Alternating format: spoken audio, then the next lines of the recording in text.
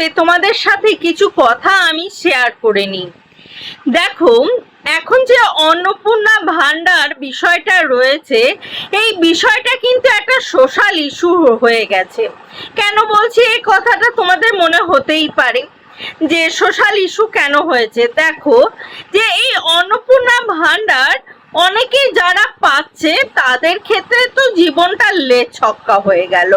তারা মানে অনেকটা টাকা হাতে পেয়ে গেল এবং সেই দিয়ে তারা অনেক কিছু করতে পারবে এবং তাদের একটা মানে গৃহবধূদের বলো, যারা কিছু করে না, যাদের হাতে টাকা পয়সা থাকে না, তাদের কাছে এই টাকাটা পাওয়া মানে একটা স্বপ্ন পূরণের মতন। মানে তাদের কাছে আমাদের মুখ্যমন্ত্রী একদম দেবতার মতন হয়ে গেল। কিন্তু বিষয় হচ্ছে, যখন তারা এই টাকাটা পেল না, যারা পেল না টাকাটা, আমি তাদের জায়গায় আসি। তো যারা এই টাকাটা পেল না তাদের জন্য কিন্তু এটা খুবই দুর্বিষহ বিষয়। কেন বলছি এবার তোমাদের মনে হতেই পারে, তার কারণ হচ্ছে যে এই যে টাকাটা তারা পেল না, তাদের কিন্তু মনের ভেতরে ক্ষোভ জন্মাচ্ছে। কেন আমি টাকাটা পেলাম না, কি কারণে আমি টাকাটা পেলাম না, কি জন্য পেল না? আমার পাশের বাড়ির বৌদিটা টাকা পেয়ে গেল, আমি কেন টাকাটা পেলাম না? আমার পাশের বাড়ির বৌদি যা আছে আমারও তাই আছে, তা সত্ত্বেও আমি কেন পেলাম না? আমার পাশের বাড়ির বৌদিটা পেল। এমনকি এরকমও হয়েছে যে কিছু মানুষের, যে সেই মানুষটা নিডি কিন্তু সে পায়নি, এরকমও হয়েছে। কিন্তু কেন এইগুলো হচ্ছে সেটাই আমরা বুঝতে পারছি না। আমাদের মতে বলে যে এই যে যারা এই সমস্ত ডিপার্টমেন্টে আছেন, আমাদের মুখ্যমন্ত্রী তো দেদার দিয়ে দিয়েছেন যে যারা যোগ্য তাদেরকে দেওয়ার জন্য বলে দিয়েছেন। এবার যারা নিডি, অ্যাকচুয়াল নিডি, তাদেরকে বা তাদের উচিত যে যারা এই কাজকর্মগুলো আপলোডগুলো করছেন তারা যেন ঠিকঠাক মতন আপলোডগুলো করে দেন, যাতে যারা নিডি তাদের কাছে যেন টাকাটা পৌঁছে যায়।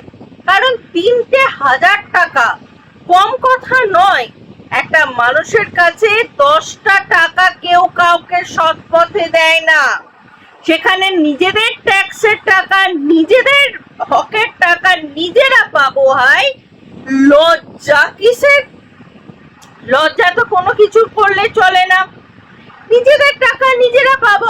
আর এই যা 15 বছরে সরকার করে গেছে, গত সরকার, তা তো আমাদের ভবিষ্যৎ একবারে শেষ করে দিয়ে চলে গেছে। আমাদের ভবিষ্যৎ পুরো শেষ। না আছে চাকরি, না আছে কিছু, কোনো কিচ্ছু নেই।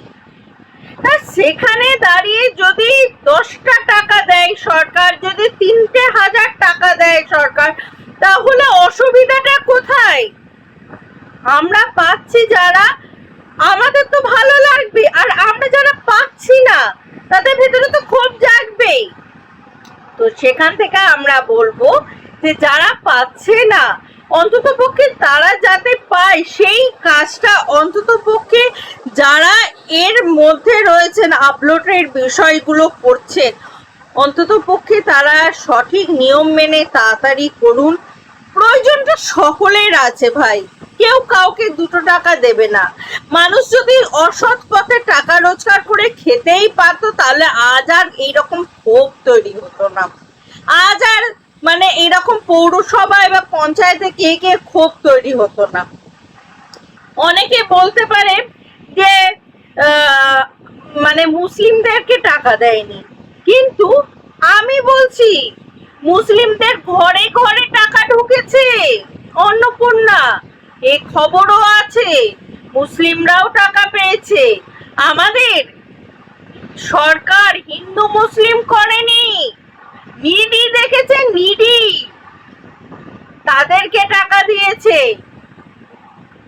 আর যারা সত্যিই নিডি, অন্তত পক্ষে তারা যেন টাকাটা পায়। এখনো অব্দি যারা পায়নি সেই ব্যবস্থাটা অন্তত পক্ষে করুন, এটাই আমার বক্তব্য। মতামত অবশ্যই কমেন্ট বক্সে জানাতে ভুলবেন না।